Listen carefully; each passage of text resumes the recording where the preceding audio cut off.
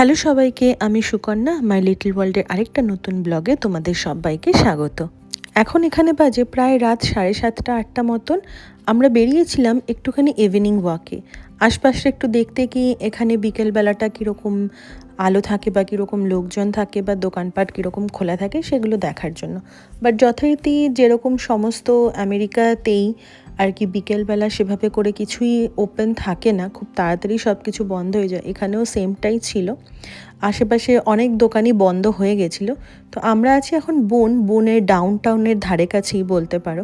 আশপাশটা একটুখানি ঘুরে দেখতে এসেছি এবং আমাদের ইচ্ছা আছে ডিনারটাও এখানে যদি কোনো রেস্টুরেন্ট খোলা পাই সেখানেই করার। আমি বলবো বোনের ডাউন টাউনটা সকালবেলা ঘোরাটাই বেটার। তো এখন ভোরবেলা, পরের দিন ভোরবেলা আমরা খুব তাড়াতাড়ি বেরিয়ে পড়েছিলাম, কারণ আমাদের প্ল্যান ছিল সানরাইজ দেখার। তো অনেকটাই ভোরবেলা আমরা বেরিয়ে পড়েছি। এখান থেকে কিছুটা ড্রাইভ আছে, মানে 10-15 মিনিটের ড্রাইভ। আর সকাল সকাল তাই জন্য সবাইকে আমরা ঘুম থেকে উঠিয়ে দিয়েছিলাম, সবাইকে বললাম কি চলো একসাথে গিয়ে সানরাইজটা দেখা যাক। Everyone agreed. তো হেয়ার উই আর। সকালটা একটুখানি ফগি ছিল, বাট সেটা এমন কিছু প্রবলেম হয়নি যেহেতু খুব বেশি ড্রাইভ ছিল না। তো এটা হলো আমাদের সানরাইজ পয়েন্ট।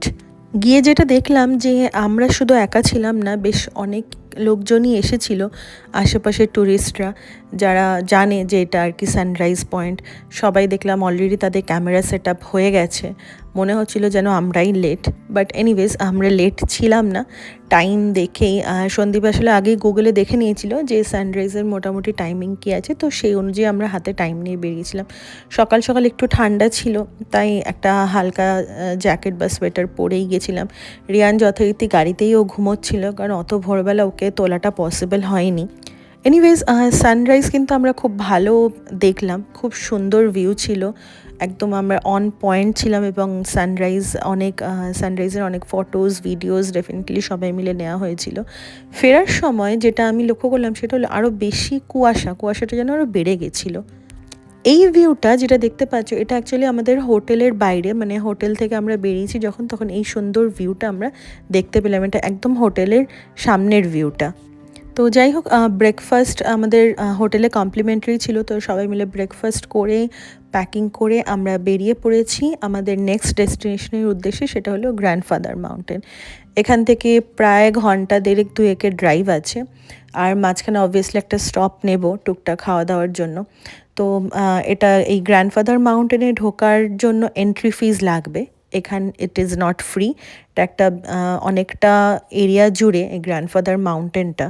তো এটার এন্ট্রি ফিজ আমাদের থেকে নিয়েছিল পার হেড $30 করে, আর রিয়ানের কোনো ফিজ লাগেনি যেহেতু আন্ডার 5।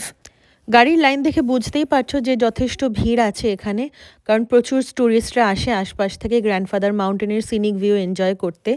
আমরা এই প্যাকেজ যেটা দেখলে সেই প্যাকেটটার মধ্যে ছিল একটা পেন ড্রাইভ আর একটা ছোট্ট গাইড, যে গাইডটাতে বলা আছে কি কোন কোন ভিউ পয়েন্টসগুলোতে আমরা স্টপ নিতে পারি। অনেকগুলোই ভিউ পয়েন্টস আছে যেখানে গাড়ি পার্ক করে সাইডে ভিউ পয়েন্টসগুলো এনজয় করা যায়। তার মধ্যে এইটা ছিল প্রথম ভিউ পয়েন্ট। এখানে দুটো বিশাল বড় বড় রকস আছে। একটা রকের নাম স্প্লিট রক, আরেকটা রকের নাম স্ফিন্স রক।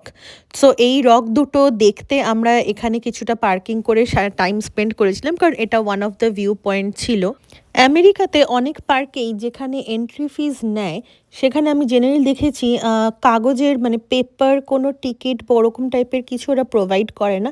ওরা জেনারেলি একটা ছোট্ট প্যাকেজ প্রোভাইড করে। এখানে যেরকম প্যাকেজের মধ্যে একটা পেন ড্রাইভ ছিল, আর যেরকম তোমাদের বললাম একটা ছোট ম্যানুয়াল গাইড ছিল of the viewpoints. This park was founded in 1952 and these rocks are even more than 640 million years old. এই রক্সগুলোর ওজন স্বাভাবিকভাবে গেস করা সম্ভব না, কিন্তু তবুও বলা হয় প্রায় 2 মিলিয়ন পাউন্ডেরও ওপরে এদের ওজন। তো আমাদের ফার্স্ট ভিউ পয়েন্ট শেষ করে আমরা এগিয়ে গেলাম নেক্সট ভিউ পয়েন্টের দিকে। এই গ্র্যান্ডফাদার মাউন্টেন ভিজিট করার সব থেকে ভালো সময় হলো during the fall time. Fall colours এখানে খুব সুন্দর দেখা যায়, কিন্তু আমি শুনেছি ফলের টাইমে এখানে এতটা ভিড় হয় যে এন্ট্রি নিতে নিতে প্রায় অনেক ঘন্টা অপেক্ষা করতে হয়। তাই জন্য এইবার আমরা ফলের একটু আগেই এসে গেলাম এই গ্র্যান্ডফাদার মাউন্টেন দেখতে। যেহেতু এটা ফল টাইম ছিল না, তাই আমরা প্রত্যেকটা ভিউ পয়েন্টে ওয়েট করিনি। রক্সটা দেখা শেষ করে আমরা ডাইরেক্ট চলে এলাম হ্যাঙ্গিং ব্রিজে। যেটা হলো গ্র্যান্ডফাদার মাউন্টেনের সবথেকে আকর্ষণীয় স্পট, আর যেটা দেখার জন্য মেনলি এই গ্র্যান্ডফাদার মাউন্টেনে আসা। কার পার্কিং করে নিচের যে এজ অফ আছে সেখানটাতে ভিউ এনজয় করে তারপর আমরা চলে গেলাম হ্যাঙ্গিং ব্রিজের দিকে। সিঁড়ি থেকে এই সুন্দর ভিউটা দারুণ লাগছিল, তাই এটার একটা ছোট্ট ভিডিও এখানে করে রাখাটা খুবই দরকার ছিল। পাহাড়ের যত ওপরে যাওয়া হয় ততই যেন ভিউটা আরও সুন্দর লাগে।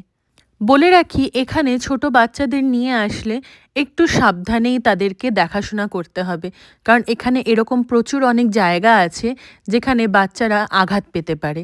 তাই রিয়ানকে সবসময় আমরা হাতের কাছে এবং চোখে চোখে রেখেছিলাম। এইটাই হলো সেই ফেমাস হ্যাঙ্গিং ব্রিজ, যেটা দেখার জন্য এত দূর থেকে লোকজন আসে এতটা ড্রাইভ করে। এই সেই হ্যাঙ্গিং ব্রিজ, এই হ্যাঙ্গিং ব্রিজটা বেশ অনেকটা, এবং লোকজন আসা যাওয়া কন্টিনিউয়াসলি এখানে করছে, তাই এই ব্রিজে ফাঁকা পাওয়াটা খুবই ডিফিকাল্ট। বাট এটার নিচের ভিউটা এত সুন্দর এবং আশপাশের ভিউটা এত সুন্দর। নিচে একদম পুরো ঘন জঙ্গল, কোনো রকম কিচ্ছু দেখা যাচ্ছে না নিচের দিকে। আর এখানে কোনো রোপওয়ে নেই, জাস্ট এই ব্রিজটাই ওয়াক করে তোমরা যেতে পারো, আবার you can back and forth walk এখানে আনলিমিটেড টাইম অবধি করা যায়। গ্র্যান্ডফাদার মাউন্টেনের যেহেতু এইটাই সব থেকে মোস্ট অ্যাট্রাকটিভ স্পট, তাই জন্য সব থেকে ভিড় আমার মনে হয় এইখানটাতেই আমরা পেয়েছিলাম।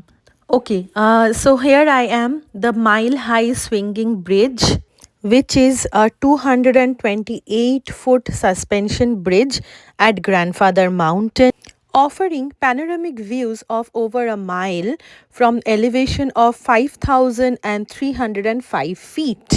কি দারুণ না ব্যাপারটা! এই ব্রিজটা আমার এত ভালো লাগলো, এত সুন্দর লাগলো। প্রায় ২-৩ বার আমি ব্রিজটা দিয়ে ব্যাক অ্যান্ড ফোর্থ আমি হেঁটেছি, জাস্ট কিছুটা ফাঁকা পাওয়ার আশায়, বাট ডেফিনেটলি সেটা সম্ভব হয়নি। তো ব্রিজটা ক্রস করেও এখানে বেশ কিছুটা হাইকিং করতে হবে একদম এজে পৌঁছানোর জন্য। তো সেই যখন এজে আমরা যাচ্ছিলাম তখন একজন একজন করেই আমরা গেছি, মানে আগে আমি গেছি, ভালো করে ভিউ এনজয় করেছি, বেশ কিছুক্ষণ থেকেছি, দেন চলে এসেছি, কারণ রিয়ানকে একদমই এজে নিয়ে যাওয়াটা একটুখানি বিপজ্জনক হতে পারত। সুতরাং আমরা সেই রিস্কটা নিইনি, ওকে কিছুটা দূর থেকেই আমরা দেখিয়েছি।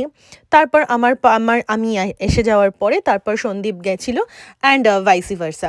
বাট ট্রাস্ট মি, এই ভিউটা খুব সুন্দর, খুব এনজয় করেছি আমরা, এবং ওখানে অনেকটা সময় স্পেন্ড করেছি, অনেকটা টাইম আমরা স্পেন্ড করেছি সবাই মিলে একসাথে, গ্রুপ ফটোজ নেওয়া, single, dual, everything we did, and it was a fun and it was quite an adventure.